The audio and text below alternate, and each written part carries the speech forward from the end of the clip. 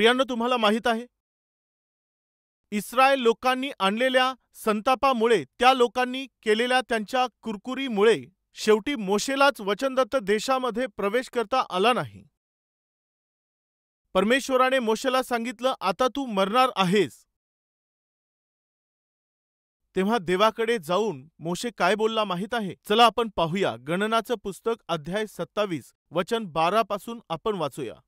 मग परमेश्वर मोशेला म्हणाला, ह्या अबारीम पर्वतावर तू चढून जा व जो देश मी इस्रायल लोकांना देऊ केला आहे तो तेथून पहा. तो पाहिल्यावर तुझा भाऊ अहरोन जसा आपल्या पूर्वजांना जाऊन मिळाला त्याप्रमाणे तूही आपल्या पूर्वजांना जाऊन मिळशील. कारण सीन रानात मंडळीचे भांडण झाले त्यावेळी त्या झऱ्याजवळ त्यांच्या समोर माझे पावित्र्य प्रगट करावे म्हणून माझी आज्ञा होती, तिच्या विरुद्ध तुम्ही बंड केले. सीन रानातील कादेश येथील मरीबा नावाचा हा झरा आहे. मोशे परमेश्वराला म्हणाला, सर्व देहधारी आत्म्यांचा देव जो परमेश्वर, त्याने ह्या मंडळीवर एका पुरुषाची नेमणूक करावी.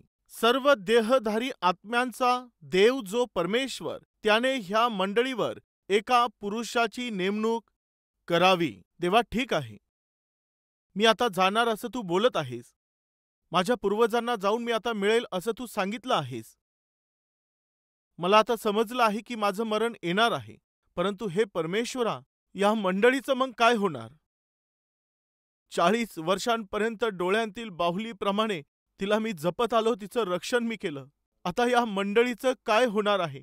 कृपा करून या मंडळीला चालविण्याकरिता तू एका पुरुषाची निवड कर.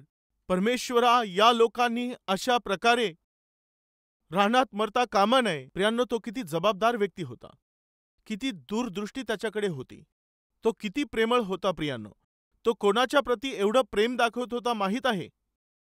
ज्या लोकांनी मोशेला खूप दुःख दिलं, खूप त्रास दिला, ज्यांनी खूप निंदा केली, कुरकुर केली, बंड केलं, त्याच्या विरुद्धात गेले, या सर्वांसाठी मोशे येथे बोलत आहे. हे लोक शेवटास येऊन मेंढपाळ नसलेल्या मेंढरांप्रमाणे परमेश्वरा विखरल्या जाऊ नयेत.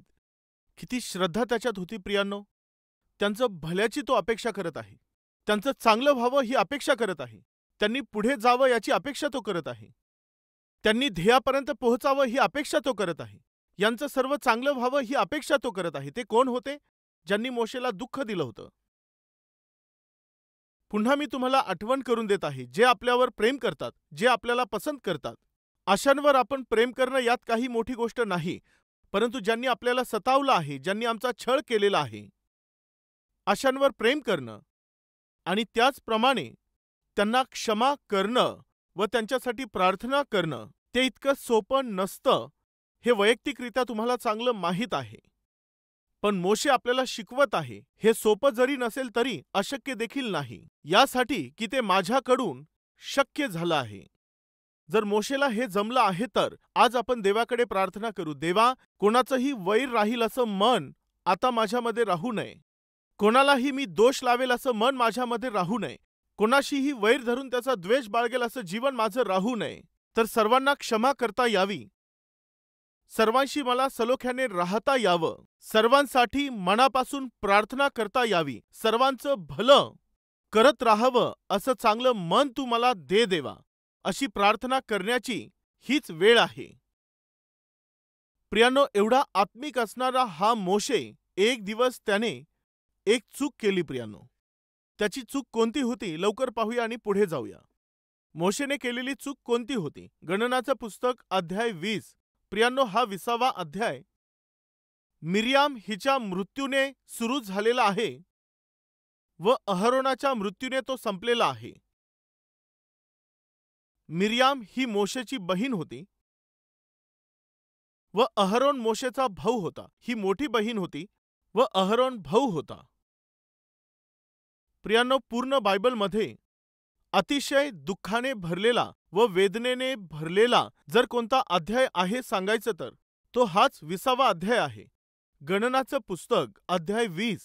हा अध्याय एवढा दुःखाने आणि एवढा शोकाने भरलेला का आहे असं सांगायचं तर या अध्यायाची सुरुवात मरणाने झालेली आहे आणि मरणाने शेवट झालेला आहे. व याच अध्यायात मोशेला देखील मरणाचा दंड ठोठावण्यात आला. अतिशय दुःखाने भरलेले, अतिशय कठीण असे विषय या अध्यायात आपल्याला दिसत आहेत. ते मी लवकर तुम्हाला सांगतो. प्रियानो, येथे कोणती घटना घडली होती की इस्रायल लोक जेव्हा प्रवास करत चालले होते तेव्हा त्यांना तहान लागली आणि पाणी तिथे नव्हतं. तिथे पाणी नव्हतं तेव्हा त्यांनी काय केलं पाहिजे होतं? देवाकडे जायला पाहिजे होतं. ती समस्या आली तेव्हा त्यांनी काय केलं पाहिजे होतं? त्यांची समस्या दूर करू शकणाऱ्या परमेश्वराकडे गेलं पाहिजे होतं. देवाकडे प्रार्थना केली पाहिजे होती. ही एक आत्मिकता आहे. परंतु त्यांनी काय केलं माहीत आहे? चला आपण पाहूया. पहा गणनाचं पुस्तक अध्याय 20 वचन 1 पासून. पहिल्या महिन्यात इस्रायल लोकांची सर्व मंडळी सीन रानात आली. त्यांनी कादेश येथे मुक्काम केला. तेथे मिरियाम मरण पावली व तेथे तिला मूठमाती दिली. तेथे मंडळीला पाणी न मिळाल्यामुळे ते मोशे व अहरोन ह्यांच्या विरुद्ध एकत्र झाले. एकीकडे बहीण मरण पावली आहे, एकीकडे मनामध्ये दुःख आणि वेदना होत्या. कमीत कमी मनापासून रडून देण्यासाठी देखील संधी न देणारे असे ते लोक होते. किती दुःखाची गोष्ट आहे प्रियांनो.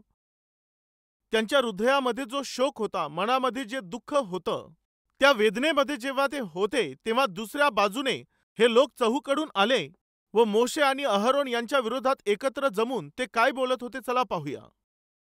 3 वचन. ते मोशेशी भांडू लागले आणि म्हणाले, परमेश्वरासमोर आमचे भाऊबंद मेले तेव्हाच आम्ही मेलो असतो तर बरे झाले असते. प्रियांनो, आतापर्यंत जवळपास हजारो आणि लाखो लोक त्या जंगलातच मरून गेलेले होते. त्यांच्या बंड करण्यामुळे, परमेश्वराच्या विरोधात जीवन जगल्यामुळे त्यांच्यापैकी लाखो लोक मरून गेलेले होते. आणि हे लोक बोलत आहेत की आमच्या भाऊबंदासोबत आम्ही मरून गेलो असतो तर किती बरं झालं असतं. आता पुढे काय बोलत आहेत पहा. तुम्ही परमेश्वराची मंडळी ह्या रानात कशाला आणली? आम्ही व आमच्या पशूंनी मरावे म्हणून मिसर देश सोडायला लावून आम्हाला या भिकार ठिकाणी का आणले? येथे धान्य, अंजीर, द्राक्षवेल अथवा डाळिंबे तर नाहीतच, पण प्यायला पाणी सुद्धा नाही. प्रियांनो, ही समस्या त्यांची वैयक्तिक समस्या होती. प्रत्येक कुटुंबामध्ये समस्या असतात. जेव्हा त्यांना पाणी पाहिजे होतं, अन्न पाहिजे होतं, ते आणण्याची जबाबदारी मोशेची नव्हती. देवाने मोशेला निवडलं व एक पुढारी म्हणून तो त्याला चालवत होता. त्यांच्या जीवनात जेव्हा समस्या आली तेव्हा समस्या सोडवणाऱ्या देवाला सांगण्याच्या ऐवजी त्यांनी देवाला न सांगता ते मोशेच्या विरोधात भांडू लागले. ते त्याची निंदा करू लागले, त्याच्या विरोधात जमले. कृपया ऐका. पुन्हा आठवण करून देत आहे, इस्रायल लोक हे एक कुटुंब होतं. त्या कुटुंबावरती परमेश्वराने मोशे आणि अहरोनाला एक पुढारी म्हणून नियुक्त केलं व मोशेला नेतृत्व करायला सांगितलं. त्या कुटुंबात आता समस्या आली तेव्हा काय केलं पाहिजे? त्यांनी देवाला सांगितलं पाहिजे होतं. पण त्या परमेश्वरासोबत नातं न ठेवता हे इस्रायल लोक काय करत होते माहीत आहे? ते लोक मोशेशी भांडत बसले होते. ते कोणाशी भांडत होते? त्यांचं नेतृत्व करणाऱ्या नेत्याशी ते भांडत होते. आज तुमच्या कुटुंबामध्ये कोणतीही समस्या आल्यावर, दुःख आल्यानंतर, त्रास आल्यानंतर, संकट आल्यानंतर किंवा आर्थिक अडचणी आल्यानंतर तेव्हा पतीशी भांडून, पत्नीशी भांडून किंवा मग आई वडिलांशी भांडून किंवा नातेवाईकांशी भांडून किंवा मग शेजाऱ्यांशी भांडून, विश्वसणाऱ्या लोकांशी भांडून किंवा मंडळीच्या पालकांशी भांडून काय उपयोग होणार आहे? जर अशा स्थितीत कोणीही जर कोणाशी भांडत आहे तर साधारणपणे त्यांचं परमेश्वरासोबत नातं नाहीये. शांती करणारे ते धन्य ते देवाचे पुत्र आहेत, तर भांडण करणारे सैतानाचे मुलं आहेत. असंच ना? भांडण करणारा स्वभाव, क्षुल्लक गोष्टीवरून गोंधळ घालणारा स्वभाव, ठेच पोहोचवणारा स्वभाव, घायाळ करणारा स्वभाव, तंटे करणारा स्वभाव, गोंधळ माजविणारा स्वभाव हा सैतानाचा स्वभाव आहे. सैतानाच्या लोकांमध्ये दिसून येणारा हा स्वभाव आहे. प्रियांनो, त्यांना पाण्याची गरज भासली. पाणी देणारा परमेश्वर आहे, अन्न देणारा देव आहे, तर त्यांनी देवाकडे मागितलं पाहिजे. प्रिय भाऊ आणि बहिणींनो, तुमच्या जीवनात आज कोणतीही समस्या असेल तर ती समस्या तुम्ही देवाला सांगा. कोणतेही कष्ट आले तर तुम्ही सरळ देवाकडे जा. सुरुवातीपासून मोशे हेच करत आला होता. गंभीर प्रश्न उपस्थित झाला. सर्व लोक भांडत होते. यांना काय उत्तर द्यायचं जेव्हा मोशेला समजत नव्हतं. उत्तर देणं जेव्हा मोशेला समजत नव्हतं तेव्हा मोशेने काय केलं? चला आपण पाहूया काय केलं. पहा 6 वचन. तेव्हा मोशे व अहरोन हे मंडळी पुढून निघून दर्शन मंडपाच्या दाराशी पालथे पडले. ते पालथे पडले. प्रियांनो, मोशे जाऊन कोणासमोर पालथा पडला माहीत आहे? परमेश्वराच्या. कधी माहीत आहे? एक गंभीर प्रश्न उपस्थित झाला व त्याचं उत्तर मिळत नव्हतं. अशा स्थितीमध्ये मोशेने काय केलं? तो परमेश्वराच्या समोर सरळ गेला व तिथे पालथा पडला. आज हा संदेश ऐकत असणाऱ्या भाऊ आणि बहिणींनो, तुमची समस्या कितीही कठीण असली तरी ती तुमचा प्राण घेईल अशी तुम्हाला ती वाटत असेल, पण ती समस्या घेऊन तुम्ही सरळ आपल्या देवाकडे जा. आता तुम्ही बोलाल, ब्रदर, आमच्या समस्येवरचा उपाय आम्हाला दूर दूरपर्यंत दिसून येत नाही. आमच्या समस्येचं निराकरण होईल असं कोणत्याही प्रकारचं लक्षण आम्हाला दूरपर्यंत दिसत नाही. यामुळे मी हताश आणि निराश झालेलो आहे. उत्तर मिळेल असं मला दिसून येईल किंवा उत्तर मिळेल असं मला वाटेल, तेव्हाच कुठे काहीतरी आशा राहील आणि मला देवाकडे मागता येईल. पण माझ्या समस्येवरील उत्तर मला दूर दूरपर्यंत दिसत नाही. यामुळे माझ्या या आयुष्यात निराशा, उदासीनता व हताशपण आहे. यामुळे माझं जे मन आहे परमेश्वराच्या विरोधामध्ये होत चाललं आहे आणि माझं तोंड परमेश्वराच्या विरोधामध्ये बोलू लागलेलं आहे. तर मग ऐका, त्या दिवशी या लोकांना पाणी पाहिजे होतं. एवढ्या लाखो लोकांना पाणी पाहिजे होतं, तर 2-3 हंडे नेऊन ते भागणार नव्हतं किंवा रांजणांनी देखील होणार नव्हतं किंवा एखादा पाण्याचा हातपंप असला तरी काम झालं नसतं. वास्तविक जर एवढ्या लोकांना जर पाणी पुरवायचं आहे तर एका मोठ्या समुद्राची गरज होती किंवा नदी पाहिजे होती किंवा एक मोठा तलाव पाहिजे होता. सहजपणे त्यांची ती समस्या सुटून जाण्यासाठी त्यांच्या नजरेच्या समोर एखादा समुद्र किंवा एखादी नदी किंवा डोंगरांमधून वाहत येणारा एखादा कोणता झरा त्यांना तेथे दिसला पाहिजे होता, परंतु त्यांना दूरवर काही दिसलं नाही. यामुळे त्यांना काय वाटलं की आता येथे आम्हाला पाणी मिळणार नाही, आम्हाला आता मरावं लागेल. असा विचार करून ते निराश आणि हताश होऊन जेव्हा ते मोशेकडे जाऊन मनाला वाटेल तसं बोलू लागले. कृपया ऐका प्रिय भाऊ आणि बहिणींनो, एक महत्त्वपूर्ण विषय मी तुम्हाला सांगू इच्छित आहे. तुमची समस्या कशीही असेल, कितीही कठीण तुमची ती समस्या असेल, ती कितीही अशक्य अशी तुम्हाला दिसून येत असेल, आता त्याचं उत्तर तुम्हाला मिळणार नाही असं तुम्हाला वाटत असेल, तरी एक विषय मी तुम्हाला सांगू का? तुमची समस्या जर तुम्ही परमेश्वराला सांगणं जर शिकून घेतलं, तर त्या समस्येचं उत्तर दूर कुठे नदीमध्ये किंवा समुद्रात नाही, तर त्या समस्येचं उत्तर परमेश्वराने तुमच्या जवळच ठेवलेलं असतं. हे सत्य तुम्ही विसरू नका. कसं सांगू? चला आपण पाहूया. 7वें वचन पहा. परमेश्वर मोशेला म्हणाला, आपली काठी घे, तू व तुझा भाऊ अहरोन मिळून मंडळी जमा करा. त्यांच्या देखत तुम्ही त्या खडकाला आज्ञा करा, म्हणजे त्यातून पाणी निघेल. ह्याप्रमाणे त्यांच्यासाठी खडकातून पाणी काढ व ह्या मंडळीला व त्यांच्या जनावरांना पाज. प्रियांनो, तो खडक जवळच होता. ते तर जवळ नदी असेल, समुद्र असेल किंवा एखादा तलाव असेल तरच आमची समस्या सुटेल या संभ्रमामध्ये ते लोक होते. पण जसंच मोशेने परमेश्वराकडे प्रार्थना केली, त्यांच्या समस्येचं समाधान जे त्यांच्या नजरेसमोर दिसत नव्हतं ते त्यांच्या जवळच होतं. मोशे, उत्तर तुझ्या जवळच आहे. ते उत्तर माझ्याजवळ कुठे आहे देवा? येथे कोणती नदी नाही, कोणता समुद्र नाही, येथे कोणती विहीर देखील नाही. मग कुठे आहे ते उत्तर? तुझ्याजवळ तो खडक आहे, तो तुला दिसत आहे. खडकातून पाणी कसं निघणार आहे? यस, तुला ते अशक्य वाटत असेल, परंतु मी ते शक्य करणार आहे. त्या खडकाशी जाऊन तू बोल, म्हणजे तो खडक तुला पाहिजे तेवढं पाणी देईल. साधारणपणे आपण खडक असं म्हटल्यावर एखादा छोटासा दगड असेल किंवा एक छोटासा खडक असेल असं आपल्याला वाटतं.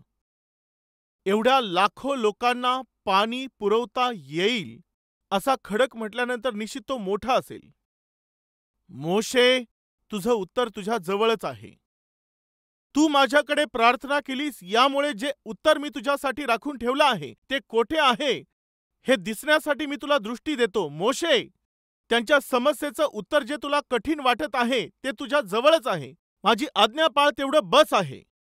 आज हे वचन ऐकणाऱ्या भाऊ आणि बहिणींनो, पुन्हा एकदा देव तुमच्याशी बोलत आहे. तुम्हाला अशक्य वाटत असणाऱ्या गोष्टींचं समाधान, तुम्हाला अशक्य वाटत असणाऱ्या समस्येचं उत्तर परमेश्वर बोलत आहे, ते मी तुमच्या जवळच ठेवलेलं आहे.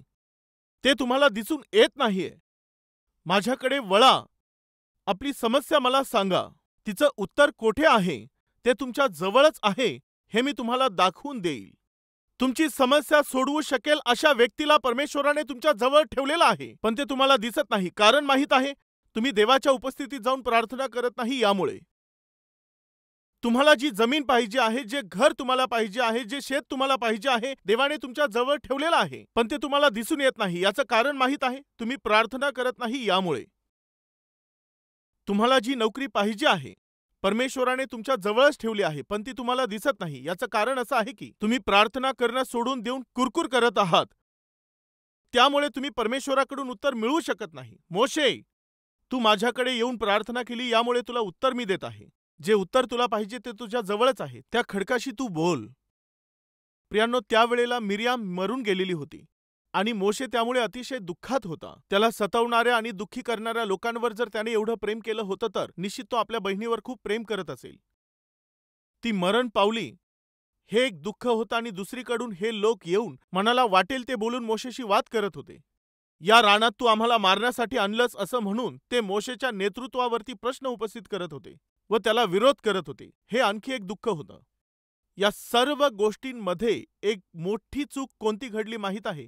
त्या मोशेला हे सर्व सहन झालं नाही. प्रिय भाऊ आणि बहिणींनो, कृपया लक्ष द्या. जे आत्मिक जीवन असतं ते अतिशय संवेदनशील जीवन असतं. तुमचं जीवन हे अतिशय संवेदनशील असतं. तुमच्या चहूबाजूला सैतान आपले लोक ठेवत असतो. त्याच्या धोरणाने चालणारे लोक तो ठेवत असतो. त्यांच्याद्वारे तो तुम्हाला सतावण्याचा प्रयत्न करत असतो. तो त्यांच्याद्वारे तुम्हाला घायल करू पाहत असतो. तो त्यांच्याद्वारे तुमची आलोचना करत असतो, तुमची निंदा करत असतो. तो त्यांच्याद्वारे तुमचं नुकसान करत असतो. त्यांच्याकडून तुमची फसवणूक तो करतो. हे सर्व त्याने केल्यानंतर तुम्हाला सहन न झाल्याने तुम्ही काय करता? तुम्ही देखील रिॲक्ट करू लागता. प्रियांनो, कित्येकदा पती सारखं ओरडत राहिल्यावर ते सहन न झाल्याने पत्नी बोलते, हे असं सारखं माझा छळ करण्याच्या ऐवजी एखाद्या बस खाली जाऊन मरायचं ना, असं लगेच त्या बोलून टाकतात. हो की नाही बहिणींनो? खरं आहे ना? असं घडत असतं. आणि तसंच पती देखील, जर पती आणि पत्नीमध्ये एखादं किंवा मुलांचं पॅरेंट्ससोबत किंवा पॅरेंट्सचं मुलांसोबत एखादं भांडण झालं तर कुठे ना कुठे मतभेद होत चालले असतील तर मग ते सहन करत करत करत शेवटी तोंडाला येईल ते बोलू लागतात. हा जो 20वा अध्याय आपण वाचत आहोत ना, या 20व्या अध्यायामध्ये व त्यातील 29व्या वचनात आपण पाहतो. चला आपण पाहूया 20वा अध्याय व 29 वचन. अहरोन मरण पावल्याचे सर्व मंडळीला कळले, तेव्हा साऱ्या इस्रायल घराण्याने अहरोनासाठी 3 दिवस शोक केला. इथे काय घडलं? पहिल्या वचनात मिरियाम मरण पावली आणि शेवटच्या वचनात अहरोनाचा मृत्यू झाला आणि मध्ये मोशेकडून एक मोठी चूक घडली. अहरोनाच्या मृत्यूपूर्वी हे इस्रायली लोक त्या रानामध्ये किती वर्षापर्यंत प्रवास करत आले तुम्हाला माहीत आहे? गणनाचं पुस्तक अध्याय 33 त्यातील 38व्या वचनापासून आपण वाचूया. चला. गणनाचं पुस्तक अध्याय 33 वचन 38 पासून. खरंच मोशे किती वर्षांपासून त्यांना तो चालवत आलेला होता. किती वर्ष मोशेने या लोकांचं सहन केलं. त्याच्या जीवनात अशी चूक कधी घडली? पहा 33वा अध्याय 38वं वचन. इस्रायल लोक मिसर देशातून निघाल्यापासून 40व्या वर्षाच्या 5व्या महिन्याच्या प्रतिपदेस अहरोन याजक परमेश्वराच्या आज्ञेप्रमाणे होर पर्वतावर गेला आणि तेथे मृत्यू पावला. अहरोन कितव्या वर्षी मृत्यू पावला सांगा? 40व्या वर्षी. म्हणजे किती वर्षापर्यंत मोशे या लोकांचं सहन करत आला सांगा? 40 वर्षांपर्यंत. त्याच्या आयुष्यामध्ये कधी ही भयंकर अशी मोठी चूक घडली माहीत आहे? अखेरीस आल्यावर तो जवळ येऊन पोहोचला होता. 37 ते 38 वर्षांपासून त्यांचं सहन करत करत करत त्यांचा विरोध सहन करत मोशे अखेरीस पर्यंत येऊन पोहोचला. तो जवळ येऊन ठेपला. 40 वर्ष त्या जंगलामध्ये ते राहिले, त्यानंतर ते वचनदत्त देशात पोहोचणार होते. 40 वर्षांच्या अखेरीसच मोशेवरती हल्ला झाला. ते लोक मोशेच्या विरोधात उभे राहिले. अखेरीस येऊन मोशेने उतावळी करून बोलला, अहो बंडखोर लोकांनो, ऐका, काय आम्ही तुमच्यासाठी या खडकातून पाणी काढावे काय? हे बोलून रागाने त्याने काठी मारली. पहा तिथे काय घडलं. पहा 10व्या वचनापासून. मोशे व अहरोन ह्यांनी मंडळीला खडकासमोर जमा केले आणि मोशे त्यांना म्हणाला, अहो बंडखोरांनो, ऐका, तुमच्यासाठी आम्ही ह्या खडकातून पाणी काढायचे काय? मग मोशेने हात उचलून त्या खडकावर दोनदा काठी मारली. तेव्हा त्यातून विपुल पाणी वाहू लागले आणि ती मंडळी व त्यांची जनावरे पाणी प्याली. यांनो, येथे बंडखोर लोकांनो असं लिहिलेलं आहे, परंतु स्तोत्र 106 मध्ये आणखी एक गोष्ट लिहिण्यात आलेली आहे. चला आपण पाहूया. स्तोत्र 106 33वे वचन. कारण त्यांनी त्याच्या आत्म्याला विरोध केला आणि त्याने अविचाराचे शब्द तोंडातून काढले आणि त्याने अविचाराचे शब्द तोंडातून काढले. येथे आपण पाहिलं की मोशे हा अतिशय अविचाराने बोलला. कित्येकदा आपण राग आल्यावर तोंडातून जे बोलू नये ते बोलून टाकतो. अनेक जण तोंडातून शिवीगाळ करतात, तोंडामधून श्राप देऊ लागतात. सावध रहा प्रिय भाऊ आणि बहिणींनो. वचन सांगतं, एखाद्या गोष्टीच्या आरंभापेक्षा तिचा शेवट बरा व जन्मदिवसापेक्षा मृत्यूदिन हा बरा. मोशे सारखा महान व्यक्ती अखेरच्या क्षणाला येऊन अगदी अखेरीस त्याने केलेल्या त्या चुकीमुळे त्याला वचनदत्त देशात प्रवेश करता आला नाही. मग आपण किती सावध असलं पाहिजे. आपण किती अधिक परमेश्वराचं भय बाळगून देवाच्या सानिध्यामध्ये राहून वचनाच्या प्रकाशामध्ये आपलं जीवन जेव्हाच्या तेव्हा प्रकाशित करत राहून किती सावधगिरीने जगलं पाहिजे. एकदा जरा विचार करा.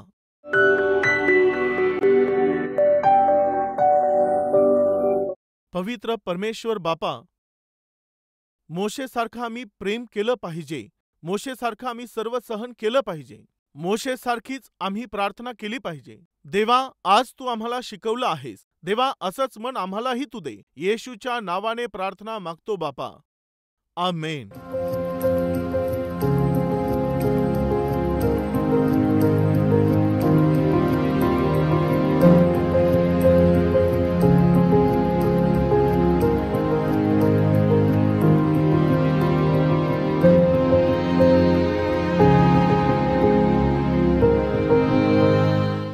आमचा पत्ता Calvary, post box number 30, Kukatpally, Hyderabad 72.